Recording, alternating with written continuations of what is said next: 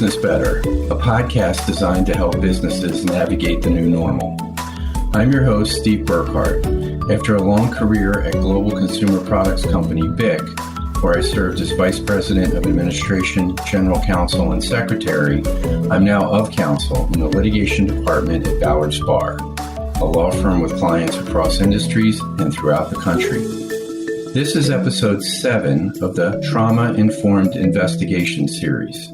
In today's episode, we discuss online victimization and trauma-informed responses to crimes committed dominantly online. We also discuss prevention, how parents and guardians can support their children if they are victims of online exploitation, and working with law enforcement. We're joined by special guest Katharine Connell. Katie is employed with the FBI as the Victim Services Division Unit Chief for Child Victim Services and is also a Child Adolescent Forensic Interviewer. She manages the FBI's Child Adolescent Forensic Interviewing Program. Speaking with Ms. Connell is my Ballard Spa colleague, Jill Steinberg, a partner in Ballard's Philadelphia office, and Katharine Manning, author of The Empathetic Workplace, 5 Steps to a Compassionate, Calm, and Confident Response to Trauma on the Job, and the president of Blackbird, DC. So now let's turn the episode over to Jill Steinberg. This is Trauma-Informed Investigations, a podcast from Ballard Spa. I'm Jill Steinberg, a partner at the firm, and I'm joined by Katharine Manning. Good afternoon, Katharine. Hi, Jill. Thanks for joining me again. As you know, but I will tell our audience, the intention of this podcast is to examine organizational responses to sexual abuse allegations. In prior episodes, we used a hypothetical to facilitate our discussion. That fictional scenario involves the sexual abuse of a teenager at a camp that's being held on a college campus. We discussed how to identify suspect behavior, the role of witnesses to these events, and how they should respond. We also addressed investigatory steps that should take place once the information becomes known to all the relevant parties. In episode 3, we engaged an expert to address trauma in the brain and how trauma impacts disclosure and memory, among other things. We've also discussed child forensic interviews and victims' rights. Today, we will change the focus a bit to discuss child victimization online. We have with us Katharine Connell. Katharine is the Unit Chief of the FBI's Child Victim Services Unit and a Child and Adolescent Forensic Interviewer. Additionally, she's a state licensed clinical social worker.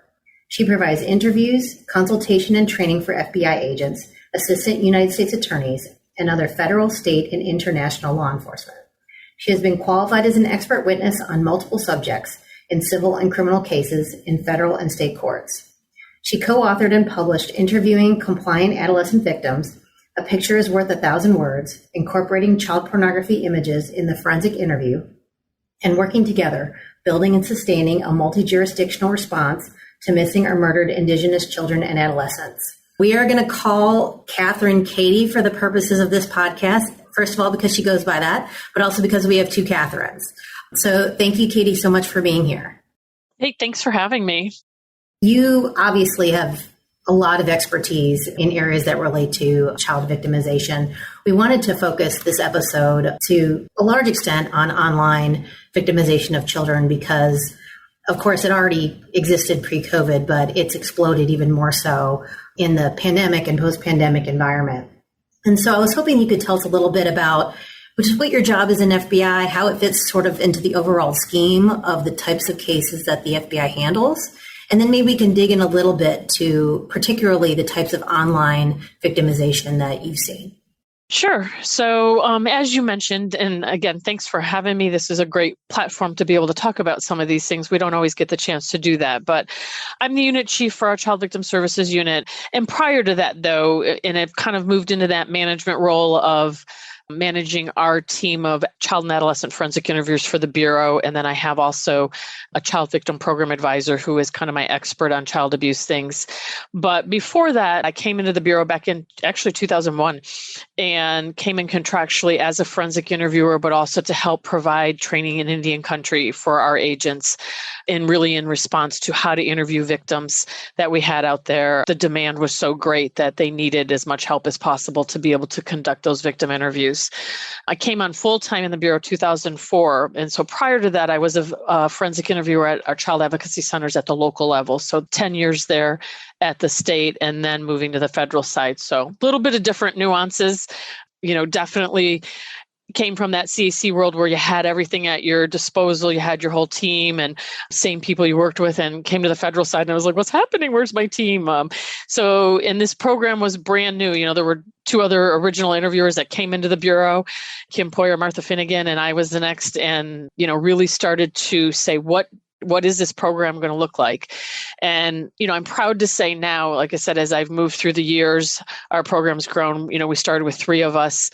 And we're at 19 interviewers and, getting to 24 here soon. I've got 2 CAFE supervisors and a third one coming on soon. So it's definitely grown and changed to address the needs of the FBI. And I think that people kind of probably wonder, well, what is that need? What does that look like? And when we came in 2001, like I said, it was definitely focused on Indian country. However, the Bureau was starting back then, their Innocent Images initiative is what it was called. And this was dealing with online exploitation.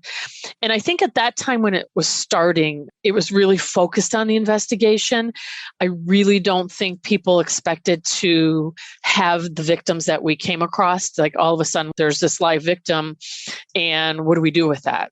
And yes, we had some community resources that were out there, but not that specialized piece in the Bureau where now as interviewers being there, it was like, okay, we need to utilize that expertise, that service. So we just started to see victims that actually, I think the dynamic that was different coming from the CAC is we had victims there that came in and most of the time had made some kind of disclosure. That's why they were coming in to be interviewed. Here at the Bureau, it was a different dynamic where the investigators were finding the abuse based on the images. So back then it was called child pornography. Now it's called child sexual abuse material. And so they were finding those images and going, oh my goodness, this is a live victim. Something's been happening to this minor. And we need to locate them. That was really the role, identify them, locate them, and help them. And so the interviewers became an integral part of that also to provide that forensic interview. And I think for those of your audience who hopefully, I think you had the series before this that talks about interviewing and what that looks like and really, making sure that we are interviewing victims in using some type of research-based protocol to gain the best statements about a potential crime. So it's changed over the years, and we now have policy in the FBI that states, CAFE should be the ones conducting these forensic interviews because we want to make sure we always have the best trained person to conduct victim interviews. These range in all different crimes, right? We in the Bureau, we cover terrorism, cyber crime, white collar crime, violent crime. And so really the CAFEs are focused in our child cases, whether that's trafficking, sextortion, our CSAM cases, as I said, child sexual abuse material, all of those. But we also have been able to lend that expertise in other violations. Maybe we have kids that are in a home that's somebody that's a target in a terrorism case. And we might go ahead and interview those kids based on what their knowledge is, what they've heard in their home, those types of things. So it's definitely grown. Like I said, super proud of where we have come for this entity in the Bureau. Thanks so much for all of that, Katie. And, in my time at the Justice Department, it was just very clear how incredible a resource your program is for the department as a whole. And just to make clear, Jill and I spoke on a previous podcast about the jurisdictional differences. So I just want to make sure people understand that the difference between what Katie is doing and what somebody who works at a child advocacy center is doing is those at the child advocacy center are largely looking at state and local crimes, whereas Katie and the other child forensic interviewers in the FBI are working on crimes really all across the country. And so, my recollection is that Katie would sometimes get a call, or Martha get a call and say, okay, we need you to be in Missouri in like a couple of hours. Please get on a plane because there's a child who needs to be interviewed right now. And we've got to figure out what's going on before we can release this child and let them go home. Is that right, Katie? Am I remembering that correctly? You are remembering that correctly. So, as you said, the jurisdiction for the CAFEs is the entire United States and internationally for those federal pieces. And so, yeah, thankfully we've grown, right? Because when there were 3 of us, it was a lot. But it's definitely, there are those nuances, and people will say, well, what makes it federal? What's the difference? And I will say one of the biggest pieces is that image, the CSAM images, which make that federal. The trafficking side of it, did somebody transport a minor across state lines for the purposes of sex? All of those different federal pieces that we get in there that make it an FBI jurisdiction. Could you also answer, Katie, why it is that people are using the CSM or child sexual material now instead of child pornography? Why was that change made? Yeah, I think, in light of when we think of pornography, we have adult pornography where not all of it is, we tend to say there are the ability for an adult to consent, and not always. I understand we have cases that it's not, people are forced into that. But I think also there was the mindset that somehow combining child with pornography seemed like it was okay, that it was something to enjoy. And it isn't. It's abusive material. And so, the field has come around, and it's like evolution with anything else. The hard part is that still in our federal statutes, child pornography is reflected. Those things haven't changed on the federal level. I think eventually they will to reflect CSAM. But as you both know, coming from DOJ, that's a lot of, a red tape groups that have to be brought together to change those. But, CSAM, child sexual abuse material, seems to really reflect what it is. It's an egregious abusive images of children. And I think it also helps to convey that these images are showing sex acts, with children. And I think sometimes with child pornography, people would conflate it with what we would call in the field like erotica. And so just to emphasize, because people don't want to see the underlying images and videos, by using a word that more accurately reflects the content of the underlying material, people can't really run away from how horrifying it is. And so I think that is helpful. And it's kind of hard as lawyers because, the statute still does use pornography. So it's going back and forth, but we'll see if there'll ultimately be some statutory changes. It takes a lot for that to happen. So you definitely have been in Washington, literally or figuratively, for long enough to realize how hard that is. So let me ask you a little bit. You talked about innocent images, and I remember, sort of at the early days of innocent images as well. Folks who are not familiar with the field might not totally realize what it is, but that was sort of at the beginning of the federal agencies, FBI initially, and then other agencies got into the business of getting leads from various sources that showed images of children being sexually abused. And at the time that those images were viewed by an agent or by somebody else who reported it, that person did not necessarily know who that child was. And so when you're talking about having a live victim or not a live victim, there were always victims. It's just whether or not you knew who that victim was. And in some of those cases, you never were able to figure out who that person was. And there's always this effort to find the actual human being that matches with the image. But when you sort of get called, that's when they've figured out who that child is in that image. Is that fair to say? Yeah, definitely. They've ID'd them and located them, and we're ready to go for an interview. Yeah. And so some of those cases might involve individuals who possess and distributed child pornography or child sexual abuse images. And others might also involve the actual production. So someone creating these images and that person being identified and arrested. What other types of cases sort of falls into that innocent images area that the FBI handles? Really now, the exploitation is such a broad definition, right? When we have sexual exploitation in the Bureau. And so it could be trafficking victims, whether that's the trafficker who's taken images of their victim to post for purposes of, being able to find them online and make dates and do all those types of things. It could be enticement cases, which really fall under sextortion for us. And we'll talk more about sextortion, but, our sextortion cases right now, we define those as, really kind of an abuse of power by an adult with a minor to gain access to images of them, videos of them, and then coerce them, threaten them to produce more. Within that definition, you also get, like I said, the enticement, you may get what we've called sexting, and there's a definite difference in sexting and sextortion. And so we'll deal with those and try to figure out what exactly do we have. We've seen revenge porn in some of our different cases. Usually we see that in the adult side of it, where adults might have broken up or they were, in some sort of relationship and images were consensually sent to each other. And now that other person is posting those. There's actually specific websites out there for revenge porn where you can post those images. And sometimes they weren't consensual, right? So it's a kind of a interesting dynamic with all of that type of exploitation. So CSAM can fall within all of that, and we definitely will deal with that.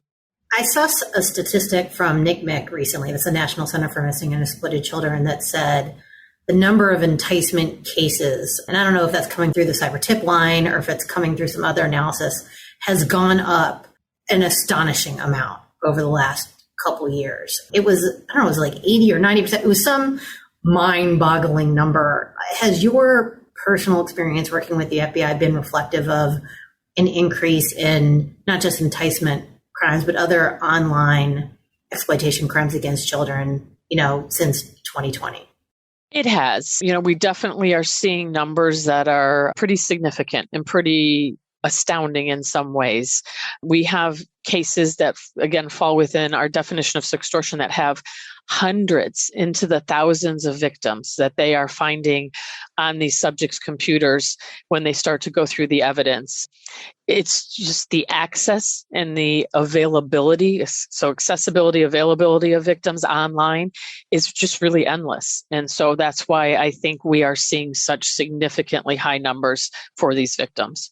Have you noticed a pattern? And it might be that, you're only seeing a portion of it, so you don't know, which I completely understand. But have you noticed a trend in terms of why it is that we're seeing so much more of this? Is it because kids are at home and doing their school online? Is it gaming? Are they different applications or software programs that individuals are accessing that are posing greater risks or are less sort of visible to parents?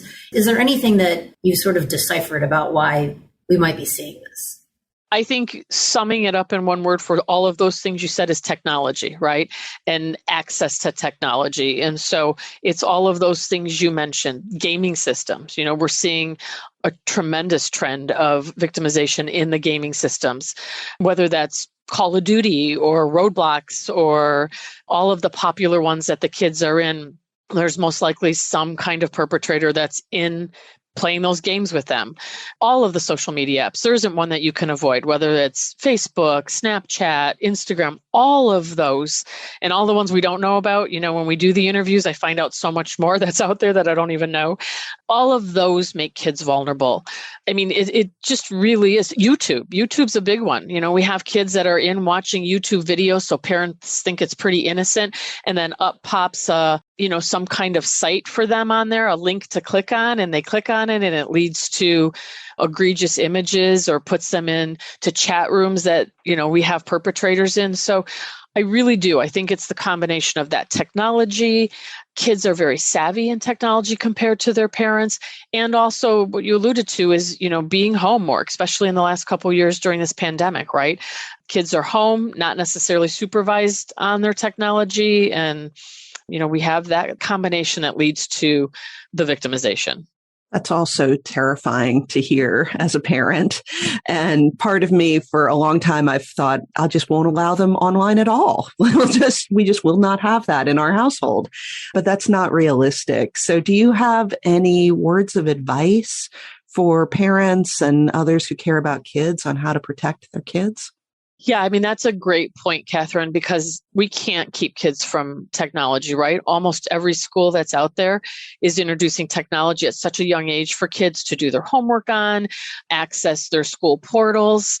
I think, and, mine are soon to be 27 and 29. And so we were right at the height of that technology coming in. And I will say I put it off as long as I could for cell phones. But I think the thing parents tend to forget is, to me, and this is the message I give to them, technology for your kids is a privilege. It isn't an automatic right. 9-year-olds should not be an automatic, they now deserve a phone. Those are things that are privileges, they're earned. And you as a parent, your responsibility is, and I know it's hard, trust me, I know it's hard to keep up with it, but you need to convey that to your kids to say, listen, mom and dad know all your passwords as best as you can, because some can circumvent you. We know your passwords. We're going to check your media that you're on. We're going to check the sites that you're on.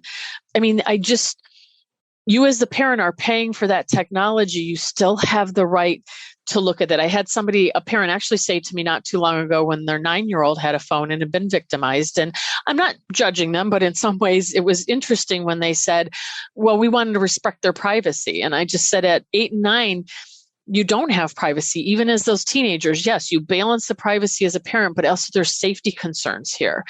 And I think just understanding that you need to look at those things and be checking them. My kids both knew that. And there were parameters that if I see this, Dad and I see this, your technology's gone.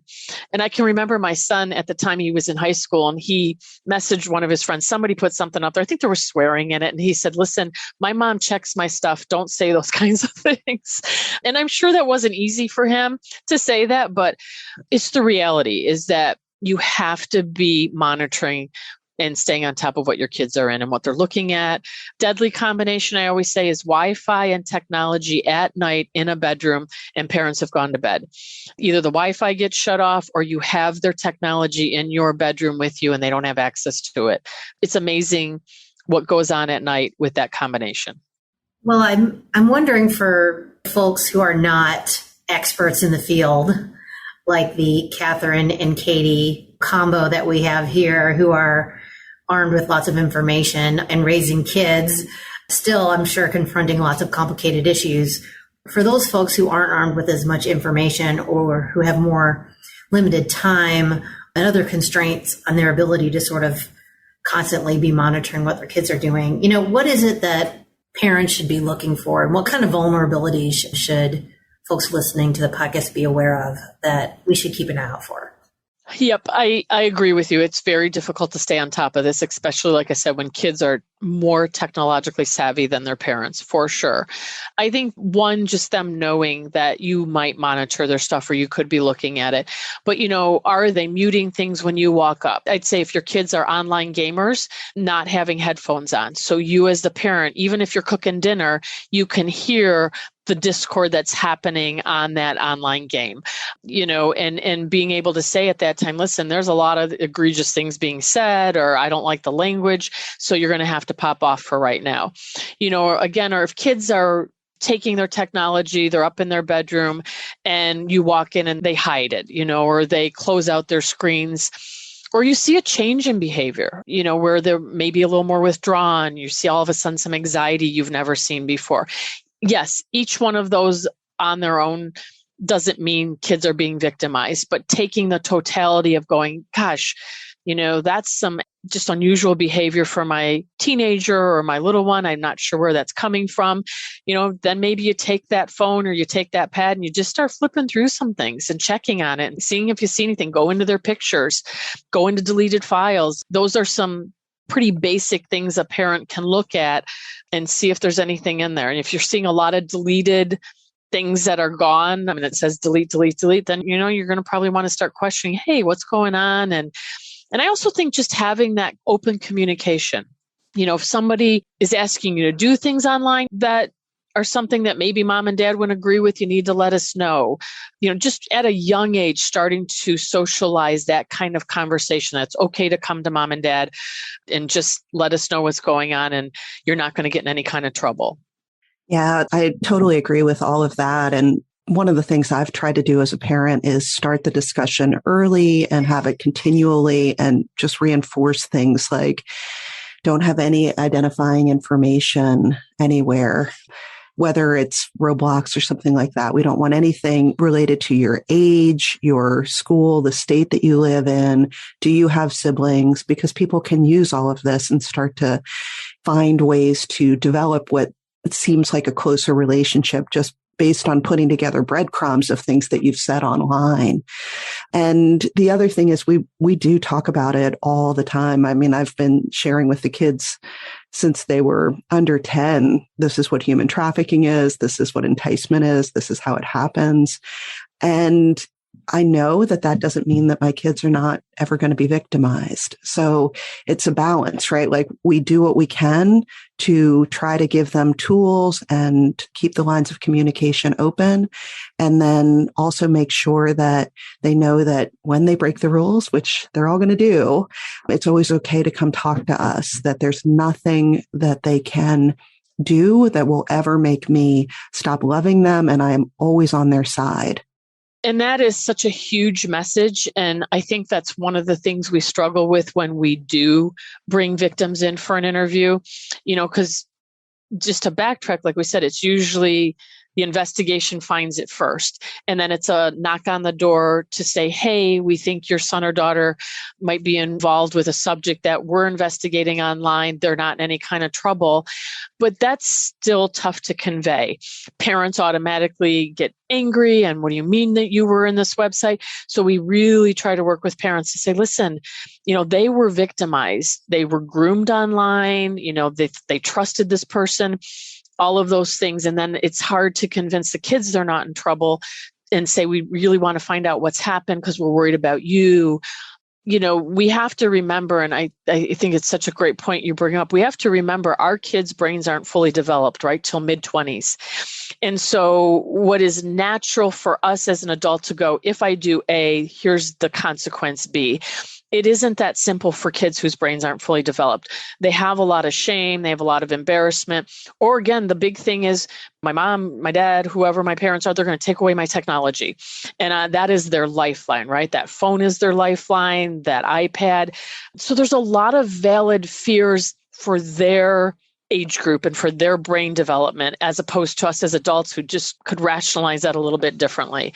So again, the communication, keeping that open, trying to remain calm if something's happened. And you, like you said, Katharine, I've always said the same thing. I can educate my kids all day long about this, but it doesn't mean something might not happen.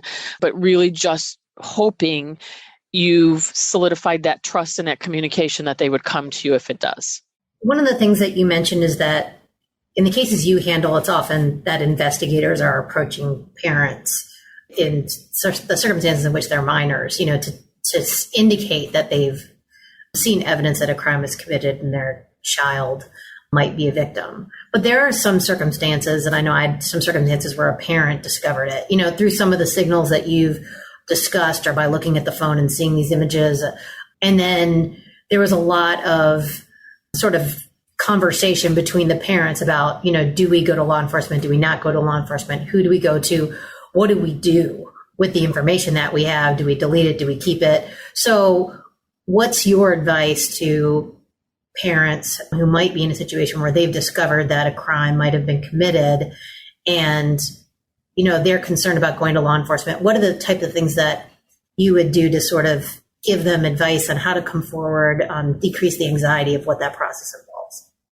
Yeah, I think one of the best pieces of advice is to, if you find things like that on your kids' technology, don't delete it. Number one thing, don't delete it.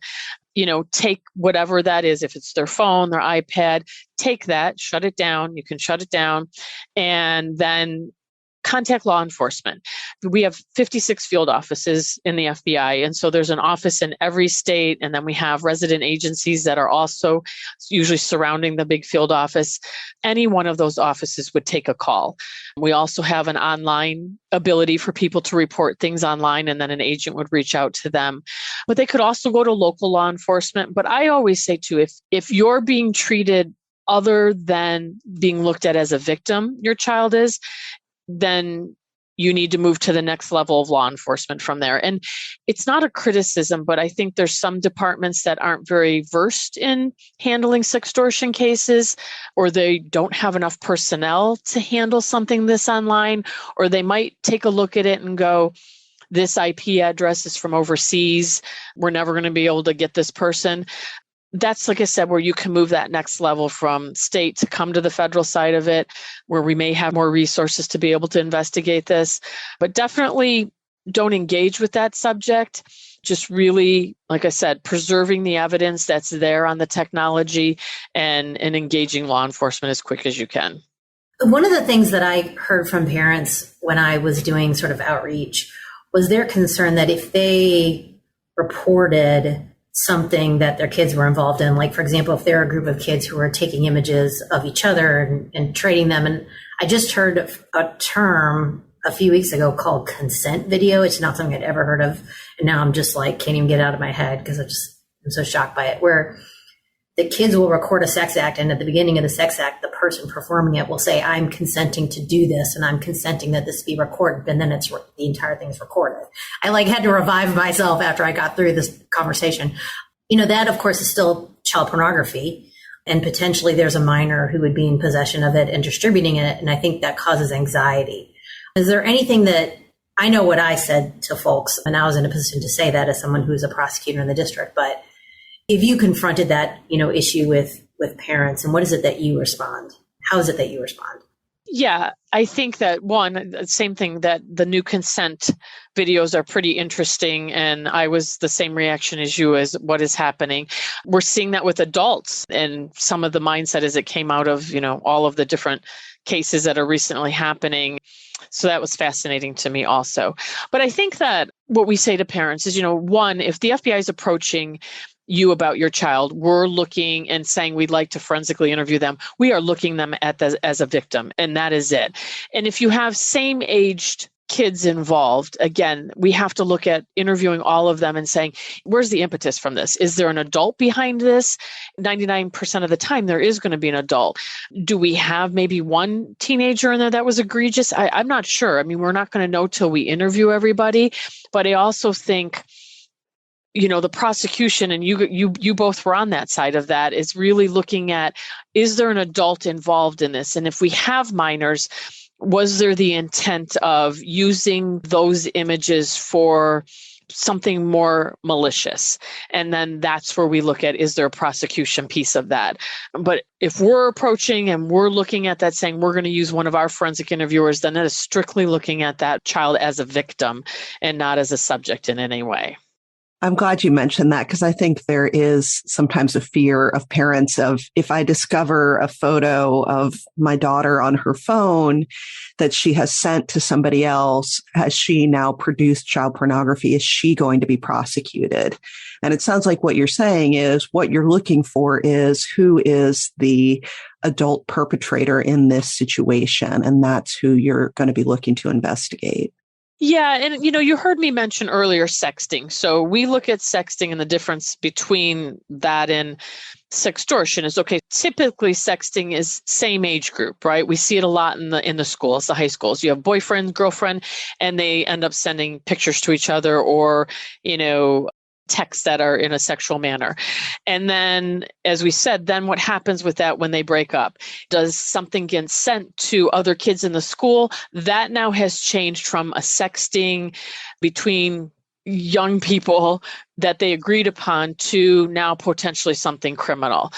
Now, if we have two sets of kids, boyfriend, girlfriend, who were sexting with each other, and the parents find it and they want one or the other prosecuted, most times I will say everybody is in agreement of that investigative team that, no, we're not doing that. Nobody sent these out to be malicious. Nobody did anything to hurt the other one with it. We understand parents are upset. However, a crime has not been committed. So again, as that investigative team, really having to sort that piece out. And I think we get that with the interview process, and shouldn't assume either one of them, when they're the same age, that there's something egregious with that. Thanks. I think the much more common criminal scenario is an enticement case. So can you explain a little bit how that works? How does enticement work online? Sure. When we have those cases, we are looking at, again, where we've got a minor in, could be the social media, they're in a gaming situation, and chat room, whatever that might be, and you have the subject who approaches them. It could be, we had one a couple years ago where the subject approached our minor, and they were in groups about modeling, and they said that they could offer them a modeling contract. They just needed to start doing some pictures for them, and they would be able to start to shop those photos around. So they really started with things that weren't threatening, right? Clothes on.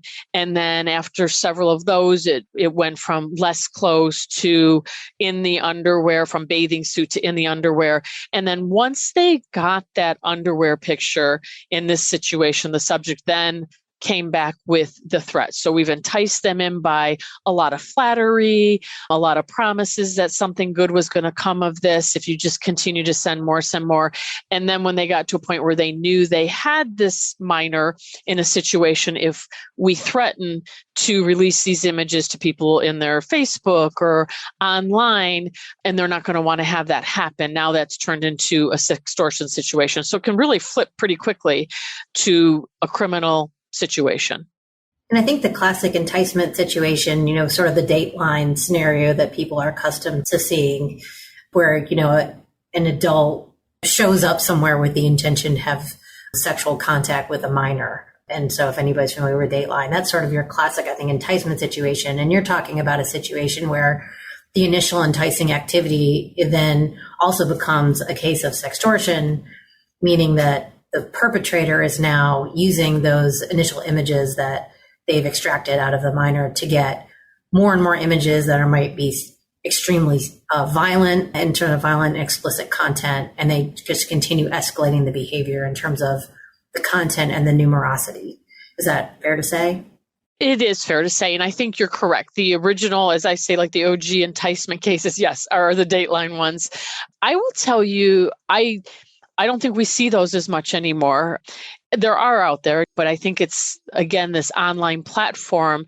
It's like we used to see where they say people lie to you online and you don't know who it is.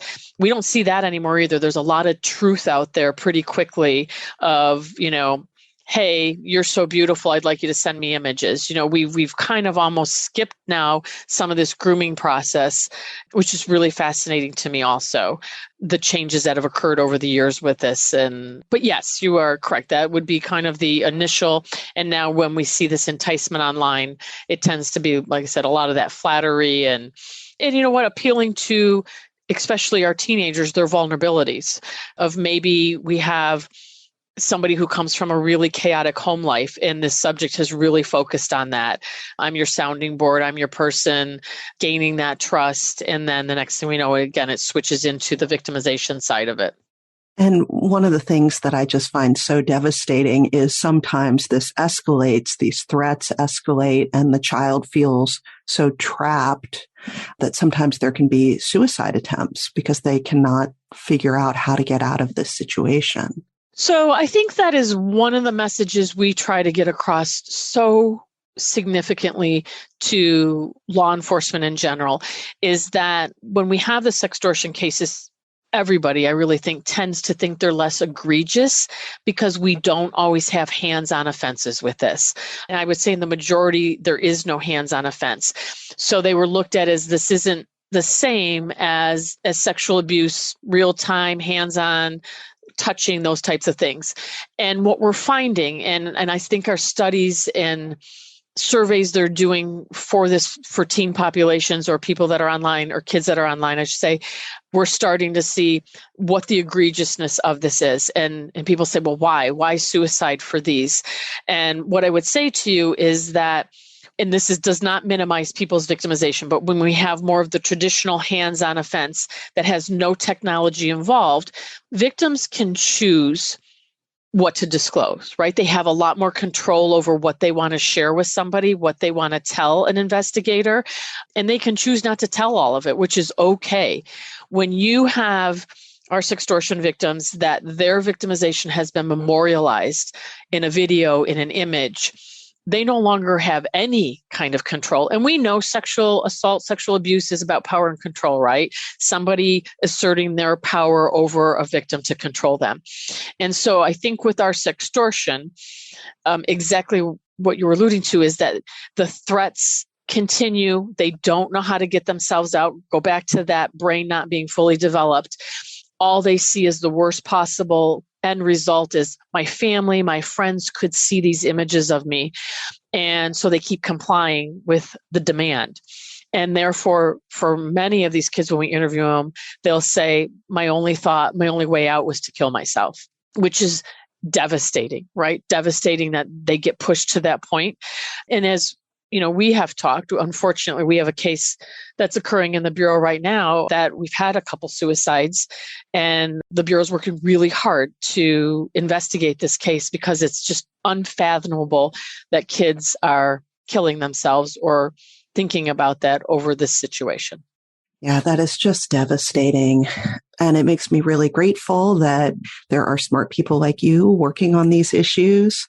And I think also comes back to the message, always with the kids, like no matter what has happened, what you've gotten yourself into, there's always a way out. I'm always here for you. There's always somebody to talk to. We can always figure this out. And what you're dealing with right now is not a forever issue. And I know for people who have had images of them online, whether it's through that revenge porn or the CSAM, there are still really bright, wonderful futures for them. So I just hope that everybody has an awareness in whatever way this has touched your life or may in the future, that there is a way through this and beyond it.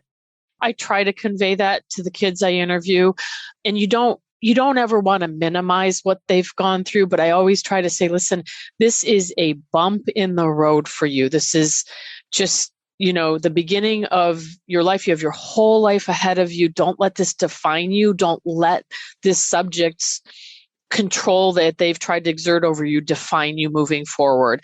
Everybody has made mistakes, and there's a lot of self-blame on there. And again, you try to measure your words because you don't want them to think they made a mistake, but you're trying to explain to them, listen, we've all done things, and we didn't have technology, many of us, as we grew up. And now there is, and these things are happening. And so, exactly that. Don't let this define who you are or have you make decisions that just, you can't reverse. This has all been helpful, sad in a lot of ways. We've tried to end on a positive note. We're inching towards something positive, but maybe a positive way to end would be to talk about resources, and whether those are FBI resources or other resources that you would advise people to look at, whether they're online or in-person accessible resources for more information or help with respect to these topics. Yeah, there has been a huge trend lately to get the word out about sextortion, whether that's through public service announcements. The Bureau has done some. NCMEC, as you mentioned, when we start talking, National Center for Missing and Exploited Children, they have great programs on their websites about, internet safety, things for parents to watch for. As we said, people can report tips to the FBI. They can report those to NCMEC. We partner with NCMEC and the FBI. That's how we get leads. We have a recent, again, quite a few teenagers that have been calling into the FBI themselves to say, hey, here's what's happening to me, but I don't want my parents to know. So we work around that and eventually tell them we need to engage your parents. But yeah, so I think there's definitely those resources out there. I think if we talk about kids who are even having thoughts about suicide, there's definitely the National Suicide Hotline. We would always encourage somebody to reach out. If you don't have somebody within your circle that you can reach to and talk to, call the hotline. I think that that's important. Again, that it's the communication, it's the messaging that there is help and you're not going to be in trouble for what's happened. This is not your fault. We didn't mention, but I think that some of our subjects who threaten our kids, they threaten their well-being. They engage them into taking images of their siblings while they're sleeping. There is a lot that's happening with these, but even something like that doesn't mean you are in trouble or that you're responsible for what happened. We understand that you engaged in that behavior because you were being threatened. And so it's just communicating, yep, this is what's happening online. And we want to make sure that we understand what's happened so we can investigate that. There's always the twofold, the investigative side, but how can we help you after this? Yeah, I wanted to mention the NCMEC, which you were talking about in the resources there. Their website is missingkids.org. And they have some, if you go to the education tab, they have some games and things that kids can play to help educate them, as well as some phenomenal information for adults on their tab, The Issues. And then the crisis text line, which is available 24/7 for anybody who's looking for support, is 741-741. I want to thank you both so much. Katie, it is such a pleasure to get to run into you again after working with you at the Justice Department. And I really applaud the fantastic work that you and your colleagues are doing for the FBI, and very, very grateful that you're out there. And Jill, thank you for this conversation. I also have a special announcement for people. If you are a lawyer who is looking for more information on ways to support clients in trauma, I'm actually doing a training on that in August. It's called Working with Clients in Trauma, Serving Them, Protecting Ourselves. And I'm going to talk about ways to mitigate the effects of trauma in the clients and witnesses we're working with, and also ways to protect ourselves from secondary trauma and compassion fatigue. So that's going to be in August. It'll be a 5-hour training once a day for a week over Zoom. It'll be live, so we can have Q&A. If you want more information on that, go to katharinemanning.com, KATHARINEMANNING.com. And I want to thank you so much for listening to this episode and for everything that you are doing to try to take good care of the kids in your lives. Thank you. Thanks again to Jill Steinberg, Katharine Manning, and Katie Connell. Make sure to visit our website, www.ballardspar.com, where you can find the latest news and guidance from our attorneys. Subscribe to the show in Apple Podcasts, Google Play, Spotify, or your favorite podcast platform. If you have any questions or suggestions for the show, please email podcast@ballardspar.com. Stay tuned for a new episode coming soon. Thank you for listening.